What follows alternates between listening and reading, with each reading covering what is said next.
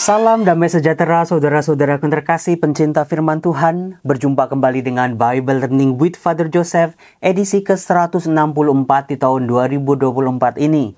Saudara-saudara terkasih, apa kabar Anda hari ini? Izinkan saya bertanya kepada Anda, siapa yang hari Minggu ini ke gereja? Saya Romo. Coba tulis di kolom komen, Anda ke gereja mana? Lalu juga apa yang Anda rasakan ketika masuk melangkah ke rumah Tuhan? Apakah ada rasa damai? Apakah ada sukacita di dalamnya? Dalam mendengar firman Tuhan, mendengar uraian khotbah, merasakan kehadiran Allah dalam komuni kudus. Apakah Anda sungguh-sungguh merasakan berkat istimewa untuk kehidupan Anda? Saudara-saudaraku yang terkasih, saya sebagai seorang imam akan membantu Anda untuk menjelaskan teks-teks kitab suci yang tadi Anda dengar di gereja. Kalau tadi Anda menyimak betul-betul bacaan-bacaan yang dibacakan, pasti Anda langsung ingat kalau saya berkata seperti ini. Di dalam bacaan Injil Markus bab 3, di mana Tuhan Yesus berkata begini, "Aku berkata kepadamu, sesungguhnya semua dosa dan hujat anak-anak manusia akan diampuni. Ya, semua hujat yang mereka ucapkan. Tetapi apabila seorang menghujat Roh Kudus, ia tidak mendapat ampun selama-lamanya. Sebab dosa yang dilakukannya adalah dosa yang kekal." Saya yakin tadi para imam, para gembala mengangkat pembahasan tentang ini, tentang dosa melawan Roh Kudus adalah dosa yang kekal. Romo, dalam bentuk apa atau mengapa dosa menghujat Roh Kudus itu dosa yang kekal?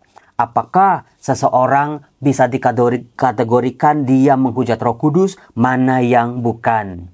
Saudara-saudara terkasih, izinkan saya untuk menjelaskan tentang kriteria sebuah tindakan yang dikatakan dosa. Yang pertama, memang ada kemauan, memang secara sadar dia mau melakukan sebuah tindakan dosa itu. Dia sadar. Yang kedua, dia sadar bukan karena paksaan, bukan karena kejepit, bukan karena ketidaktahuan, tapi dia sadar sesungguh-sungguhnya bahwa tindakannya ini konsekuensinya apa dan tetap dia lakukan. Dan yang ketiga adalah berhasil. Artinya memang dia mewujudkan, dia lakukan hal itu memang untuk melawan Allah. Jadi kriterianya 3 ya. Mau, tahu atau sadar, dan berhasil. Nah, saudara-saudaraku yang terkasih, dari sinilah kita bisa masuk untuk kepada pemahaman dosa menghujat Roh Kudus adalah dosa yang kekal. Kita akan dibantu dengan kitab Kejadian bab 3, bagaimana manusia setelah jatuh dari Taman Eden, manusia jatuh dalam dosa, apa yang terjadi di Kejadian bab 3.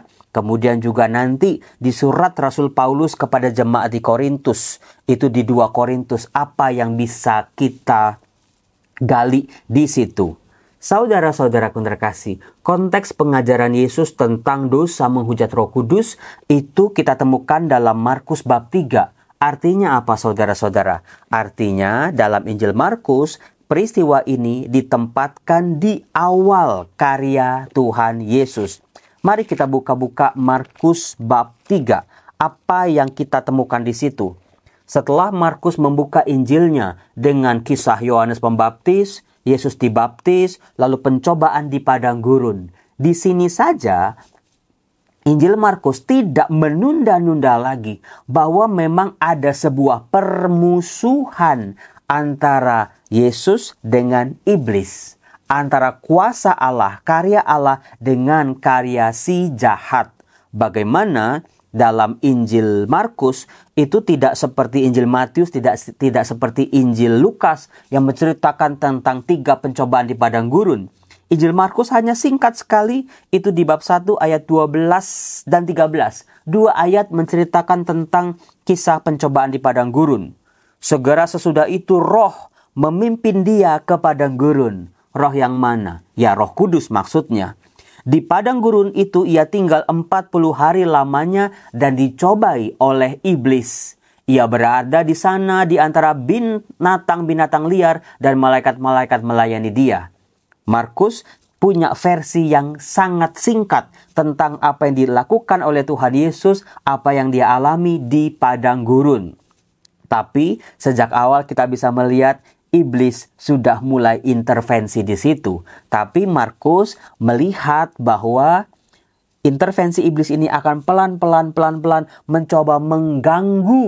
Nah, ini penting nih, mencoba mengganggu karya dan pewartaan Yesus di hadapan para muridnya dan juga orang-orang banyak. Lalu diceritakan masih di Markus bab 1, Yesus tampil di Galilea, Yesus memanggil murid-muridnya, lalu Yesus di dalam rumah ibadat di Kapernaum. Nah, di situ kita bisa melihat sudah ada nih, baru di Markus bab 1, bagaimana Tuhan Yesus mengusir roh-roh jahat. Jadi sejak awal memang roh jahat ini, si iblis ini, betul-betul mau mengganggu dan mengganggu karya-karya dan pelayanan Yesus. Tetapi Yesus juga konsisten bahwa Yesus berseberangan dengan iblis ini, bahwa Yesus akan mengusir iblis-iblis dan roh-roh jahat ini. Artinya saudara-saudara, kuasanya Tuhan Yesus jauh melebihi di atas dari kuasa-kuasa roh jahat ini. Itu sejak Markus bab 1, saudara-saudara. Lalu diikuti dengan kisah penyembuhan ibu mertua Simon Petrus. Lalu juga di bab 1 ayat 24. Ayat 33. Maka berkerumunlah seluruh penduduk kota itu di depan pintu. Ia menyembuhkan banyak orang yang menderita bermacam-macam penyakit dan mengusir banyak setan. Nah, lihat di sini. Ia tidak memperbolehkan setan-setan itu berbicara sebab mereka mengenal dia. Jadi sejak awal memang sudah ada kuasa yang sedang bertempur. Bagaimana kuasa si jahat ini akan menggunakan berbagai macam kesempatan, berbagai macam pikiran-pikiran manusia dari tokoh-tokoh orang-orang yang ada di sekitar Yesus. Nanti kita tahu bagaimana si iblis ini juga masuk kepada Yudas, salah seorang murid Yesus, bukan? Nah, itu dia. Sudah diawali dari Markus bab 1. Kemudian juga enggak sampai di situ. Ketika Yesus mulai melayani daerah-daerah lain, lagi-lagi dikatakan, lalu pergilah ia ke seluruh Galilea, memberitakan Injil dalam rumah-rumah ibadat mereka dan mengusir setan-setan. Jadi di sini, dimanapun Tuhan Yesus berada, setan-setan itu terus mencoba mengganggu dan terus mencoba mengganggu. Tetapi Tuhan Yesus konsisten berkata tidak terhadap intervensi setan-setan ini. Lagi-lagi Tuhan Yesus lebih berkuasa. Kemudian nanti kita akan menemukan Yesus menyembuhkan orang sakit kusta, kemudian juga orang lumpuh disembuhkan, lalu Lewi pemungut cukai mengikuti Yesus, lalu bagaimana nanti kita bisa melihat para murid ini diganggu oleh lawan-lawan Tuhan Yesus. Misalnya kalau Anda buka itu di Markus bab 2, dikatakan, pada suatu ketika, pada hari Sabat, Yesus berjalan di ladang gandum dan sementara berjalan murid-muridnya memetik bulir gandum. Maka orang-orang Farisi berkata, lihat mengapa mereka berbuat sesuatu yang tidak diperbolehkan pada hari Sabat. Saudara-saudara, apakah Anda menyadari di sini bagaimana intervensi roh jahat ini mulai memasuki sikap-sikap munafik orang-orang Farisi? Orang Farisi yang mencoba untuk menjalani, mengikuti peraturan-peraturan agama sebetulnya baik. Sebetulnya itu sesuatu yang bisa dipuji sebetulnya ya. Tetapi sikap munafik mereka lah yang pertama-tama diserang oleh roh jahat ini. Bekerja mulai menyerang Yesus dan juga murid-muridnya. Kemudian juga Yesus menyembuhkan orang pada hari Sabat. Lagi-lagi dikatakan di situ, kemudian Yesus masuk ke rumah ibadat, di situ ada seorang mati sebelah kanannya. Mereka mengamat-ngamati Yesus kalau ia menyembuhkan orang itu pada hari Sabat supaya mereka dapat mempersalahkan dia. Lagi-lagi saudara-saudara, ini dia sikap-sikap munafik, sikap-sikap tampil sebagai orang religius di hadapan orang-orang untuk dinilai dari ahli-ahli Taurat dan orang-orang Farisi. Ternyata saudara-saudara, menjadi cara iblis. Maka iblis paling suka kalau ada perpecahan. Iblis paling suka kalau ada debat yang berkepanjangan, akhirnya permusuhan, lalu satu persatu orang terpecah belah. Nah, coba perhatikan di Markus bab 3 ayat 6. Setelah Yesus menyembuhkan orang lumpuh pada hari Sabat di ayat 6, bab 3 ayat 6. Lalu keluarlah orang-orang Farisi dan segera bersekongkol dengan orang-orang Herodian untuk membunuh dia. Jadi saudara-saudara, pengajaran Yesus tentang dosa menghujat Roh Kudus adalah dosa yang kekal. Ini bisa dipahami dari sini. Bagaimana orang-orang jahat, orang-orang munafik, musuh-musuh Yesus ini dengan kelemahan-kelemahan mereka yang tadinya terpecah belah. Orang Farisi itu sangat gak suka sama Herodian. Tapi di sini dikatakan bersekongkol. Karena apa? Dipersatukan oleh kuasa jahat, oleh pikiran jahat, oleh niat yang jahat. Keren bukan? Iya Romo, baru ngerti sekarang Romo. Dari kemarin kemana aja? Kemudian juga masih dilanjutkan, masih di bab 3. Yesus menyembuhkan banyak orang. Itu setelah orang banyak disembuhkan dari daerah-daerah Tirus, Sidon, orang-orang di luar Galilea. Di ayat 11 dikatakan, bila mana roh-roh jahat melihat dia, mereka jatuh tersungkur di hadapannya dan berteriak, Engkau anak Allah. Tetapi dengan keras melarang mereka memberitahukan siapa dia. Jadi terus-terusan nih, diganggu terus. Kita lihat di Injil Markus ada 2 pertempuran bagaimana Yesus selalu unggul. Ketika roh jahat ini tidak bisa menaklukkan Yesus, mereka bekerja dalam diri orang-orang para musuhnya ini. Itu yang terjadi saudara-saudara. Kemudian dikatakan coba, ketika ini para murid udah mulai diserang ya. Ternyata di pemanggilan 12 murid Yesus itu di Markus bab 3 ayat 13 dan 15 dikatakan, setelah ia menetapkan 12 orang yang menyertai dia dan untuk diutusnya memberitakan Injil dan diberinya kuasa untuk mengusir setan. Pertama kali Yesus memberikan kuasa kepada para muridnya untuk bisa mengusir setan seperti dirinya. Yesus bisa mengusir setan, para murid juga diberi kuasa untuk bisa kebal terhadap setan-setan ini. Itu yang terjadi saudara-saudaraku. Yesus tahu kalau Yesusnya mungkin bisa tahan, Yesusnya mungkin jauh lebih berkuasa. Tapi bagaimana dengan murid-muridnya? Karena apa? Setan-setannya mulai masuk ke dalam pikiran manusia-manusia seperti orang Farisi, ahli Taurat, orang Herodian, dan musuh-musuh Yesus pada waktu itu. Nah, baru kita bisa memahami Lukas bab 3 ayat 20-30 di sini. Dikatakan, kemudian Yesus masuk ke sebuah rumah. Datanglah orang banyak berkerumun pula, sehingga makan pun mereka tidak dapat. Waktu kaum keluarganya mendengar hal itu, mereka hendak mengambil dia, sebab kata mereka, ia tidak waras lagi. Saudara-saudaraku yang terkasih, ini menjadi sebuah kalimat yang aneh. Kenapa Yesus dikatakan oleh kaum keluarganya atau orang banyak tidak waras lagi? Karena satu, dalam tradisi kitab imamat katakanlah, kalau orang mau mengusir setan-setan, dia harus menggunakan kuasa Allah. Dia memanggil nama Allah untuk mengusir setan-setan itu. Tetapi yang dilakukan oleh Yesus di Markus bab 1, Markus bab 2, Markus bab 3, kisah-kisah kesembuhan, pengusiran setan, Yesus tidak menyebut nama Allah. Yesus tidak meminta tolong kepada Allah karena Yesus sendiri punya kuasa yang luar biasa, saudara-saudara. Kehadiran Allah dalam diri Yesus, setan-setan pun tidak berkutik.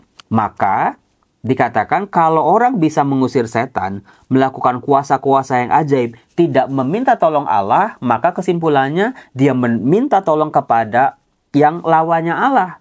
Kuasa yang berseberangan, yaitu maksudnya ahli-ahli Taurat yang datang dari Yerusalem. Nah ini dia, masuk juga itu setan-setan ke ahli Taurat. Ia kerasukan Beelzebul, dan dengan penghulu setan ia mengusir setan. Lihat di sini saudara-saudara, bagaimana intervensi roh jahat ini mulai memutarbalikkan fakta, mulai mencuci otak para lawan-lawan Yesus. Bagaimana bisa mereka bisa mengambil sebuah kesimpulan Yesus itu kerasukan Beelzebul? penghulu setan, dengan kuasa setan mengusir setan. Maka saudara-saudara, ini dia saudara-saudara. Bagaimana si iblis ini mulai memanipulasi, mulai mencoba untuk memecah belah para pendengar Yesus, orang-orang yang mulai percaya pada Yesus. Maka hati-hati kalau dalam keluarga, dalam komunitas, dalam pelayanan di gereja, dalam dimanapun kelompok Anda, kalau ada orang yang suka pecah belah, hati-hati, doakan dia dengan kuasa Roh Kudus. Karena selalu ada ya orang-orang ini, dia itu kayaknya ada roh pemecah belah. Gampang banget gosipin yang ini, di saat yang lain dia gosipin yang ini, sehingga dua ini berantem. Betul nggak? Betul Romo, banyak Romo. Orang tergantung dia tuh temennya sama siapa, dia diuntungkan oleh siapa, dia ngomongin yang ini. Nanti dia nggak suka sama ini, dia minta kompor-komporin temannya yang lain supaya nggak suka juga sama orang yang dia nggak suka. Itu banyak banget. Hati-hati kalau Anda, kalau saya, kalau kita sudah mulai punya iri hati, dendam, amarah, kecewa, seringkali itu yang kita lakukan. Artinya kita sudah mulai kerasukan. Roh jahat itu tuh bekerja dalam pikiran, mulut, indera-indera kita dan hati kita, dan tidak sedikit tindakan-tindakan kita. Yesus memanggil mereka. Lihat saudara-saudara, Yesus memanggil mereka. Berhadapan dengan iblis yang suka memecah belah, memanipulasi. Yesus memanggil mereka, menyatukan mereka. Ayo dekat sama dia, berkumpul bersama-sama.